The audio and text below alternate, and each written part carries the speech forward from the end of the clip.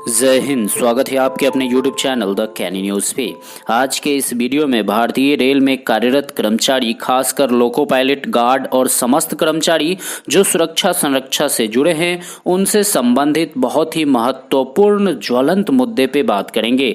जैसा कि गत दिनों हम लोगों ने देखा, भारतीय रेल के कुछ जोन, बात करें तो नॉर्दर्न रेलवे और नॉर्थ सेंट्रल रेलवे से मंडल और जोनल अधिकारियों के द्वारा जारी किया गया एक ऐसा लेटर देखने को मिला जिसमें सहायक लोको पायलट को आपातकाल स्थिति में गुड गार्ड्स के पद पे अस्थायी रूप से कार्य करने हेतु सहमति मांगी गई थी।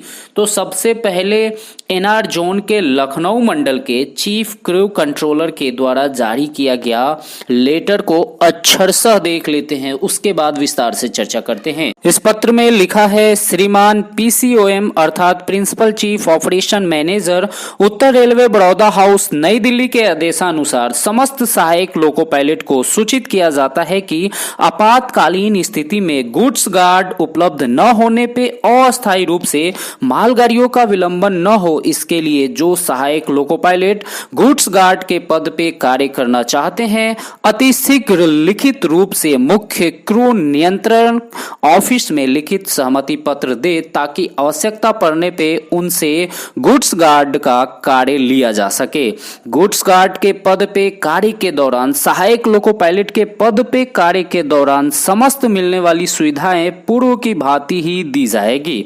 अब कुछ लोग इसमें कहेंगे, क्या गलत है? आपातकाल की स्थिति में कर्मचारी को कोई अन्य कार्य करने से मना नहीं करनी चाहिए। वैसे लोको पायलट को गार्ड बनने का मौका मिल रहा है, ये तो अच्छी बात है। तो इस मुद्दे पे लोको पायलट एसोसिएशन और यूनियन का कहना था कि पायलट और गार्ड ये पोस्ट काफी सेंसिटिव है, सुरक्षा के दृष्टिकोण से मोस्ट इंपॉर्टेंट है। लोको पायलट गुड्स गार्ड कार्य करने को तैयार है, लेकिन उनको अस्थायी गार्ड बनाया जाए और उनसे एक ही कार्य कराया जाए, क्योंकि यदि कोई लोको पायलट को 2-4 दिन गुड्स गार्ड का कार्य कराया जाए, फिर उसको लोको पायलट का कार्य कराया जाए, फिर बाद में जरूरत पड़ने पे फिर उससे गुड गार्ड्स का कार्य कराया जाए, ऐसे में वो काफी मानसिक तनाव से गुजरेगा, जो कि कर्मचारी के लिए या फिर सुरक्षा संरक्षा परिचालन के लिए किसी दृष्टिकोण से सही नहीं होगा। इसलिए किसी भी लोको पायलट को अस्थायी रूप के बदले अस्थायी रूप से परमानेंट पोस्टिंग गार्ड्स में दे दिया जाए और उससे गार्ड्स का कार्य लिया जाए। हालांकि प्रशासन के द्वारा कुछ ही दिन बाद यह पत्र तत्काल प्रभाव से निरस्त कर दिया गया। अब इस प्रकरण में कुछ महत्वपूर्ण बातें सामने आई जिस पे प्रशासन को अवश्य ध्यान देना चाहिए। प्रशासन के पास वर्तमान में किसी भी आपातकाल परिस्थिति के लिए बहुत विकल्प मौजूद है। कहने का मतलब यह है कि रेलवे में ग्रुप डी में एक से बढ़ के एक हर प्रकार के डिग्रीधारी कर्मचारी मौजूद हैं, जो रेलवे के सभी पद पे कार्य करने हेतु योग्यता रखते हैं। कहने का मतलब यह है कि रेलवे में गार्ड्स हो गया या फिर स्टेशन मास्टर, टीसीसीसी, लोको पायलट, कुछ भी किसी भी पद के लिए जो मैक्सिमम क्वालिफिकेशन है वो ग्रेजुएशन है। और जो वर्तमान में ग्रुप डी कर्मचारी हैं, चाहे वो ट्रैक मेंटेनर हो या फिर अन्य ग्रुप डी कर्मचारी हो, पॉइंट्समैन, पोर्टर, 95% ग्रुप डी कर्मचारी ऐसे हैं जो डिग्री धारी हैं। डिग्री के अलावा उनके पास एमए, पीएचडी तक की डिग्री है। कितने के पास जो है बीटेक, डिप्लोमा, आईटीआई, सब डिग्री, हर प्रकार के डिग्री मौजूद हैं। तो इस तरह से अगर कहा जाए तो रेलवे के पास व्यापक पैमाने पे कर्मचारी उपलब्ध हैं। यदि चाहें तो ग्रुप डी कर्मचारियों से ग्रुप सी का कार्य ले सकते हैं। और खासकर ट्रैक मेंटेनर प्रमोशन के अवसर के अभाव में प्रमोशन पाने को काफी ललायित रहते हैं। यदि ट्रैक मेंटेनर को गार्ड, स्टेशन मास्टर या अन्य कोई भी पद पे कार्य करने का मौका मिले तो 100% निष्ठापूर्वक वो कार्य करेंगे और अपना 100% देंगे, क्योंकि उनको ऐसे अवसर का बेसब्री से इंतजार रहता है।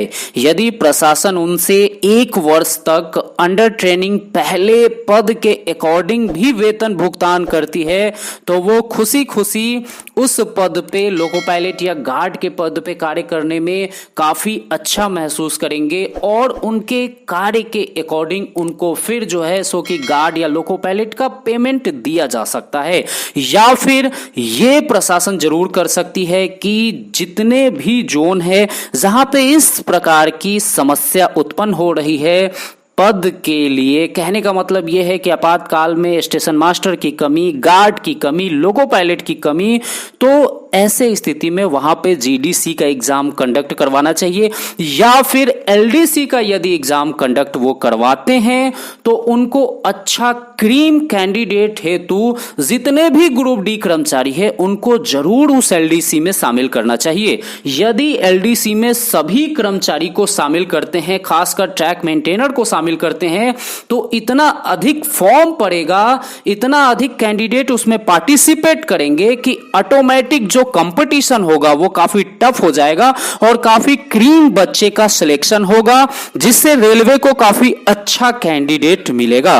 तो कहने का मतलब यह है कि ग्रुप डी कर्मचारियों से इस टाइप के आपातकालीन में कार्य लिया जाना चाहिए जिससे वो अपने आप को गौरवान्वित महसूस भी करेंगे और आपातकाल में 100% निष्ठावान होकर कार्य भी करेंगे। तो प्रशासन को इस मुद्दे पे जरूर ध्यान देना चाहिए। साथियों, इस वीडियो में इतना ही। वीडियो पसंद आया तो लाइक कीजिए, अपने दोस्तों को भी शेयर कीजिए और चैनल पे नए हैं तो सब्सक्राइब अवश्य कीजिए, नोटिफिकेशन बेल को ऑन कीजिए और इस वीडियो को ज्यादा से ज्यादा अपने दोस्तों के बीच, सभी रेल कर्मचारियों के बीच शेयर कीजिए। अपना ख्याल रखिए। Take care. जय हिंद, जय भारत।